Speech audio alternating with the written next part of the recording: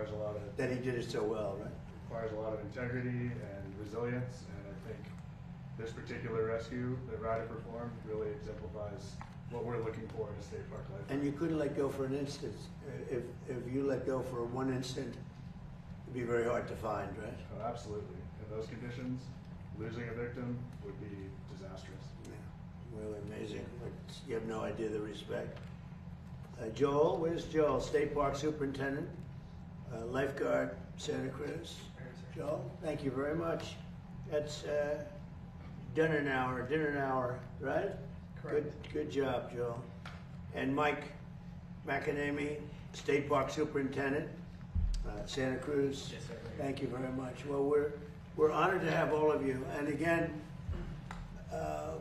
what you did was incredible, and everybody saw it.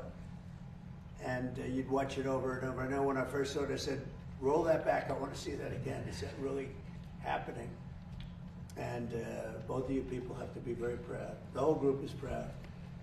And your father is the happiest man in the world, you know that? Because I asked him a question. I said, so if that didn't happen, your life would be ruined. And you said, it would be a whole different life, right? Absolutely. Amazing. No question. It's Yeah. incredible what Ryder did. I'm just beyond grateful to him and Aaron and the rest of the team, and even the Good Samaritans that were there. I mean, it's just such a privilege to be sitting next to him today. Yeah. Be able to celebrate his birthday tomorrow. And I'll bet you'll stay a little bit related to this group of people. Because you Absolutely. realize what a fantastic job they did. We're a great Probably, you know, it's interesting because they're saying that you have in that area so many different saves. You're saying that night you help somebody out. Maybe not to that extent, but you help somebody out. But maybe lifeguards don't get the credit they deserve. This really showed how important it is, and certain areas. So certain areas of the country, you could say, are just very susceptible to people getting in trouble, right? And was this one of the worst on that entire coast? I mean, do you have other areas? Because that looks like a very dangerous place, the way Yeah. those waves, on a beautiful day, right? The characteristics on that given day made it a little more difficult. You know, it was a warm day, so there's lots of folks on the beach recreating, and then combine it with that large surf and the strong currents that we have in the area made it treacherous. But California's coastline is very diverse, and we have very remote and rugged sections of coastline that our lifeguards work on every day. Do you have areas where you don't have lifeguards that are very dangerous and people innocently go swimming and they don't have a chance, probably, right? There certainly are unguarded areas within the state and around the nation, and people getting in without the knowledge or ability to recreate in those waters can be extremely dangerous. And you have a lot of that. Is this one of the more dangerous areas, the swirl? I would say it's during the summer months. It's one of our more dangerous summer beaches. Yes. Yeah, it looked amazing, and it didn't stop.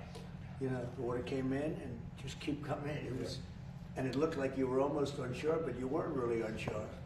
It's deceptive. It was a fantastic thing. Do you have any questions? Mr. President, thank you so much, Mr. President, and congratulations on being honored here, Mr. Let's Williams. keep the questions for them just for this, and then we can ask a couple later. Go ahead, Thank you, please. Mr. President. So thank you for doing this. First Good, of all, sure. what do you hope young Americans in our country take away from this incredible young man's That's story? a great question. I mean, look, they're going to look up to Ryder. They're going to look up to Nathaniel, the way Nathaniel handled it. He was cool considering the problems I was watching. You were very cool, and they're going to gain respect. I think, you know, very importantly, they're going to gain respect for what these people do, having to do with lifeguards and having to do with safety. This was an unbelievable experience. Anybody watching, like, it's not my world, but I respect that world. I always had, but never maybe so much as I do now. So I thought you bring, you know, to your profession, to what you do and what you do so well, you brought tremendous grace and experience, really tremendous grace, tremendous a feeling that it's so amazing to see this happen, to see it before your eyes. And I don't think any other, I've seen surfs, I've seen rescues before, I've never seen anything quite like this. It's been a great thing for your profession. and people are going to respect it even more, respect you even more. So I just thought it was really a very worthwhile event to have it at the Oval Office. So congratulations. Mr. President, Okay, so I actually have a if you don't question. mind, can I have a question for the young gentleman as Go ahead, well? sure. So first of all, a lot of people were very inspired by what you did. Can you tell us what was going through your mind at those dangerous moments, and what would you like to do in the future? How has this experience as a lifeguard shaped you? In those dangerous moments that we have, we always try to fall back on our training. We are trained so well by many to handle that situation as best we can. So I really was thinking about how to get the boy out of the water as fast as I can. And for shaping my future, I want to be a firefighter in the future. Hopefully go through paramedic school. And You're off to a good start. We'll give them recommendations. We may have some good recommendations. Go ahead. Can I, sorry. First of all, thank you. You are an inspiration for all of us, I think, and especially you give us hope for your generation. And along those lines, do you have a message for your generation about service and what you're doing? I hope that everybody can take away from this and try to help more people. Try to look out for everybody around you, and just try to help everybody out as much as you can. What's the average age of a lifeguard in your area? I'd say a lot of this last year, a lot of them were 16 to 17 years old. And you have some that make it a profession, right? Yes, sir. A lot. So do you have 35, 40, 45-year-old? That's sir. great. And they lead a beautiful life on the surf, right? Yes, sir. And they would rather do nothing else, Yes, sir. right? That's very good. I think it's great. Mr. President, on a different topic. Yesterday, Well, John. let's finish on this topic. This is very exciting to me. Mr. You know, it's so President, exciting to see something like this happen. He's a real hero. You know, when you see that, I don't know if I'd do it. I wouldn't probably. You're lucky I wasn't on service that day. I don't know. But no, he's a real hero. It's an amazing thing.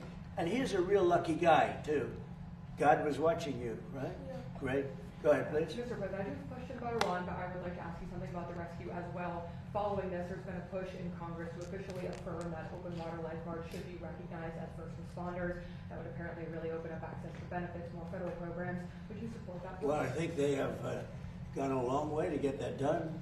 You know, something most people don't talk about. We have a lot of other things we talk about. And first time I've ever heard the question, but this is something that's been going on, I guess. Is that right? I'd like to put my weight behind it. So let's take a look at it. Very important. Yeah, and Yeah. on Iran, I like the idea. Thank you Why for do you that. ask that question? I mean, is this something that's been discussed very Members much? of Congress have been talking about it in the wake of this. Well, I think in So, the wake of what happened here, there's a possibility something like that would happen. And Mr. President, your memorandum of understanding with Iran expires today. Are you any closer to reaching a final deal on ending Iran's nuclear Let's program finish today up. than you were 60 days ago? Let's finish up with Ryder, and then when we're done, we'll answer a couple of those questions. Yeah? Thank you, Mr. President, again. So for a young man, for those who trained in here, so as a parent, I'm very concerned when I see moments like those. What's your message to parents across the country who want to really improve their children's safety, especially when they're younger like this? Well, I think you have to be going to the right beach, number one, and I think you have to have lifeguards around, right? Because you could go to that water. It looked so beautiful the day. It was such a beautiful day, everything nice. The water didn't look that bad, and then all of a sudden you see these violent waves come in. That's what amazed me so much. I studied it. I said, this is incredible. I've never seen that kind of roughness in water. I've seen tragic things happen, but I've never seen water that looks so calm, and then every 15 seconds, the violence comes back in. I think really you probably have areas, I'll bet you have areas that you think should have, as you call them, guards, that don't have. Can you imagine having more guards along the coast, parts of the coast, that aren't guarded where people die? Yeah, certainly. The National Water Safety Action Plan and the California State Action Plan both call for more supervision. And by supervision, Do we lose a lot I of mean, people like, due to lack of, covering an area? It can be challenging in some of those spots because of the economy to live there. It's Right. expensive. It's a coastal beach community, and there's $1 million homes on the beach, and our lifeguards are making a little more than minimum wage, but it can be challenging to live in those spaces, so it's hard to retain employees in those areas. as the lifeguards grow older and they want to make that a profession, which is a noble profession, they make much higher salaries, right? Yeah, yes, if they become I mean, they make a good living. if they become a full-time lifeguard, which in our department requires you to become a peace officer, I see, okay. Um, Well, that helps for that other question. it does. That's a livable wage, and they can become members of the community and live where they're working, and give back. So will you be doing it? You help so much with Ryder. Will you be doing it as a profession, or will you be doing other things later? So I'm actually a full-time firefighter paramedic with a fire department in California, and I've stayed on the books with state parks because I owe this program a lot, and it's done a lot for me. Oh, that's And good. I love being here helping train people like riders, so I plan on staying around for a long time. That's great. Good job. That's fantastic. Yeah, please.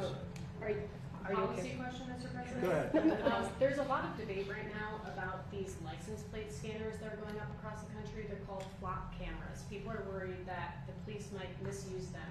Have you heard of them? Yep. Or what's your stance? Well, it's being studied right now. You have pros and cons, right? It's being studied right now. We'll have an answer sort of as to our views on it over the next couple of weeks. Mr. President, yesterday John Ossoff said you'd rather travel with your aide, Natalie Harp, and build the ballroom than do your job as president. What is your Who said response, that? John Ossoff? You mean Pee Wee Herman? Pee Wee Herman lookalike? No, I would much rather do other things. We're building a great facility here. We're fixing a White House that hasn't been taken care of. You can look at this. This room was a disgraceful situation, the Oval Office, and it was let go. The whole building, the White House, was let go. The exteriors were falling apart. The columns were falling apart. The whole place was a mess. In addition, they've been trying to get a ballroom for the last 150 years. And when I said I was going to build a ballroom, the military yesterday, they could see me. And they say, sir, we have an opportunity to go down deep into the ground and build a military facility to go with the White House and to go with all of Washington, D.C., which would be so valuable. And then they came up with the drone port on top, which would be a major drone port to protect the White House and all of D.C. And all of those things added up, and it became much more than just a ballroom. And I said to myself, wow, what an opportunity. I mean, if I was just going to build a ballroom, I could have had it built very quickly, because I build very well and very quickly. We went 5 stories down into the ground. We did a lot of tremendous things for the military, things that they could never get. They said, this is an opportunity that we have because you're building the ballroom, that if you would be willing to spend more time, we would love to be able. We've been trying to do this at the White House for many, many years, and they've been trying to have a ballroom at the White House for many, many years. Now, what happened is we used to use tents, and the tents are usually made of either a plastic material, or canvas. And they wouldn't stop a .22 caliber. They wouldn't stop anything in terms of safety. It'd be very dangerous. And they haven't used a tent for years. They haven't had any big, like we have President Xi coming on September 24th or so. I think it's September 24th. And we'd love to have 2,000 people coming to dinner and celebrating a nice evening, et cetera, but we only have a room that's going to hold 89 people, and 89 people is not appropriate. So maybe more importantly, it's totally secure with bulletproof windows, bulletproof sides. It's drone-proof, it's missile, every at the top of the line. And we need it, and especially with what's happened, unfortunately, to the world, you could say. Yeah. So do you believe the ballroom is a big part of your presidency? This morning you said you would bomb the S out of Oman if they got in the way of reopening the Strait of Hormuz. Would you say you're out of patience with Oman as strategic No, partner I as don't we think they behave negotiate? very well, but we'd handle them very easily, just like we do others. Just based on your answer on the ballroom, Mr. President. Mr. President, I have two questions. Go ahead. There's a report by Center Square that nearly 24 Democratic attorney generals, months before your reelection, were basically planning already lawsuits against you, and wanted to see what your comment is on that. Second question. Well, I heard about that. I'm not surprised, because they've weaponized this country like never before. The Democrats, or the Democrats as they call them, they've weaponized the country like nobody's ever seen anything like it. When you see the reports that are coming out now, that you would have never seen if I had not won the election in a landslide. But you would have never seen it if I didn't win the election. But the reports that you see coming out now, and the kind of illegal activity that they used on the 2020 election and beyond, is is earth-shattering. These are very dishonest people, so I wouldn't be surprised to hear that. Mr. President, based on your answer, Mr. President. Sorry, this is on DC. You have mentioned before, if the Democrats get in again, that they may eliminate the filibuster next time and make DC a state. A while back, Senator Michael had floated an idea. It wouldn't be a state. It wouldn't be. I mean, if we're talking about us, we have, as you know, a very radically left person elected mayor, who I haven't met. I'm sure she's very nice, but very, very, very radical left. And we would have to federalize DC. You know, we've made DC great. When I got here, it was a very dangerous capital. I would have said to Ryder, don't come, it's too dangerous. Now I can say you can walk down the street, you can grab Nathaniel and all your friends, you can walk in, you're going to be very safe. But if you were here a year and a half ago, the numbers were horrible. The crime stats, the murders, the death, the drug dealing, everything was we have one of the safest, we've taken it from one of the most unsafe cities in the country to as safe a city as there is. Amazing what's happened to Washington, and it's our capital. We have to have a safe capital. And we did it through a lot of different reasons, but we also put the National Guard here. But in addition to that, the cleanliness, the new grass, the graffiti's all gone. We fixed up 82 monuments, fountains, and other things. The places, and when you see it in 6 months from now, it's going to be even beyond that. We're proud of our capital. I think these things are important. Whether you build, whether you do something to fix the White House where, you know, now they've never had a real estate developer, a good one, a real good one here before. They might not ever have one again. But, you know, fixing up our great capital is a very important thing. I think it's very important psychologically. It's very important from the standpoint of people being able to come to the country and not get murdered in the capital. People would come here. We had one of the worst, one of the most unsafe cities in the country. Now we have one of the safest. Just to finish, we had a real problem with restaurants. Nobody wanted to have restaurants, entrepreneurs, restaurant entrepreneurs. Now you can't get space. Every restaurant is packed. The place is booming. People aren't going to get mugged and raped and beat to hell and shot and killed in Washington, D.C. One of the safest places. Crime is down 84%, and I did that in a short period of time.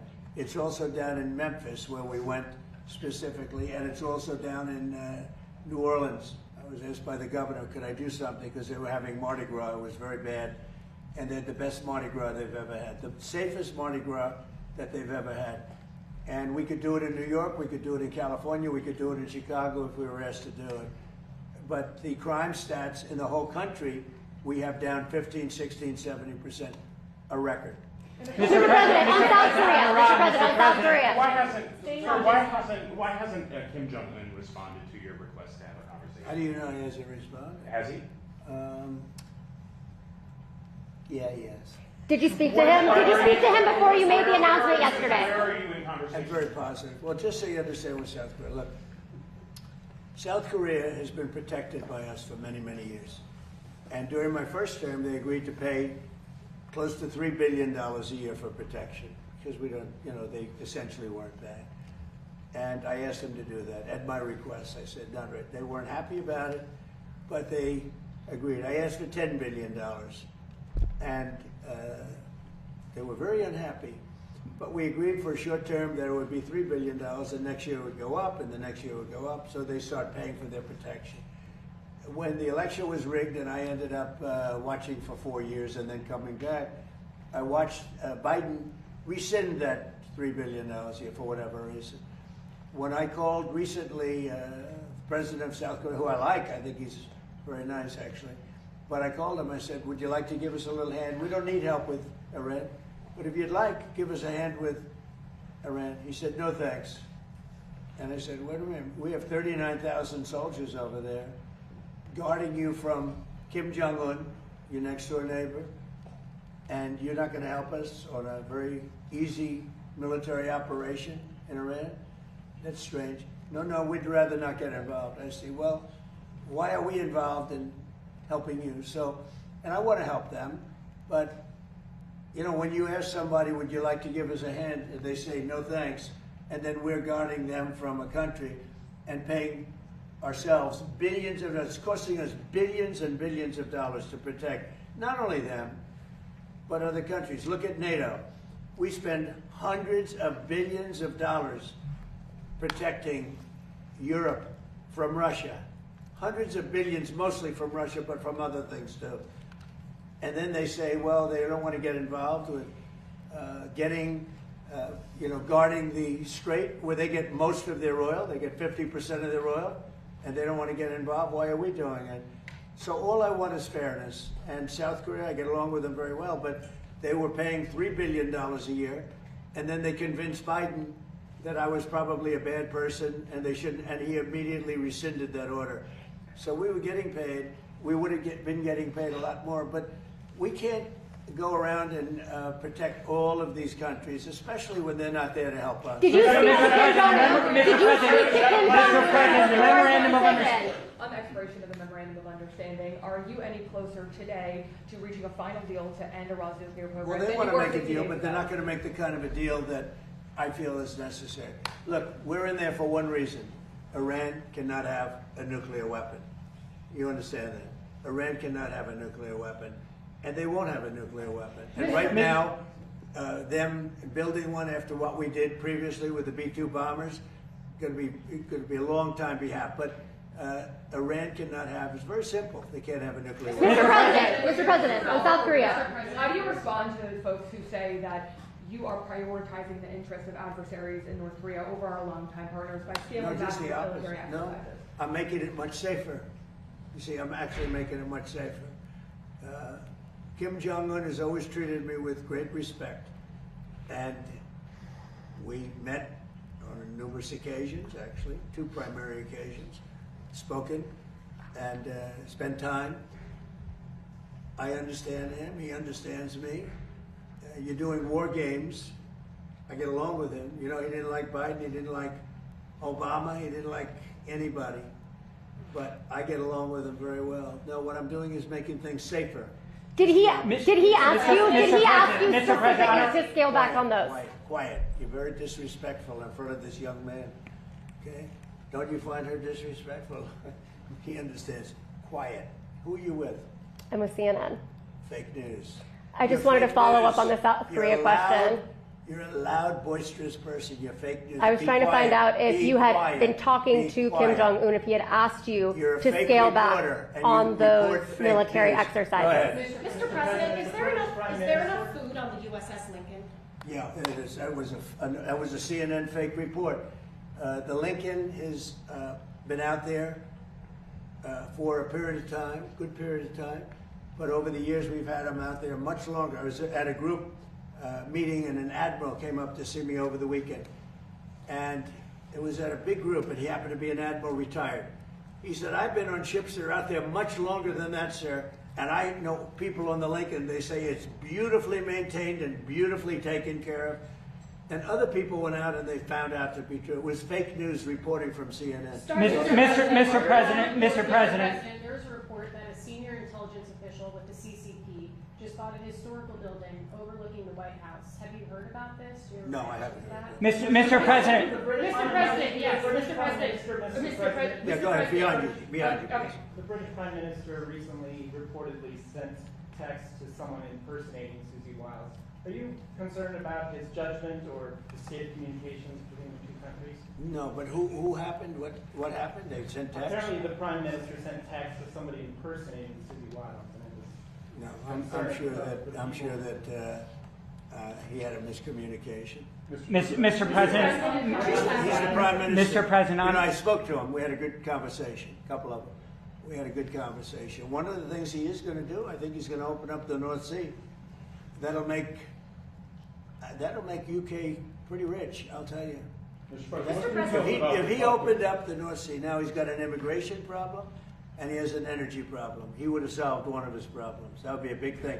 That would make UK rich. If you open up the North Sea, it's one of the great finds anywhere in the world. And if they would open up the North Sea, UK would be rich again. Mr. President. Yes, Mr. President. Have the people Don't you find them nice? Huh? Nice people, right? Look at him. He's saying, We're not he's all saying, where do sharks. people like this come from? We're not all Your sharks. son is saying, where do people like this come from? Go ahead. The people who are Especially opposing, the people who are opposing the ballroom and challenging it, have they offered any sort of solution or sort of compromise, or do they just say there should be a hole there? What is The people that are opposing the ballroom are people that, in my opinion, are very disloyal to our country, very, very disloyal to our country. And I think we're doing very well. We're way ahead of schedule. We're under budget. It's going to be the most beautiful ballroom of its kind. You know, when I was in China, we went to the Great Hall of China. It was this big, beautiful building. And we don't have anything like that. And we have to have that. It's very important. But we also are getting tremendous military protection, drone protection. The building is drone-proof. It's missile-proof as much as something can be missile-proof. It's totally bulletproof. Any bullet, nothing can go through the windows. We have, you know, all top-of-the-line stuff. It's very safe.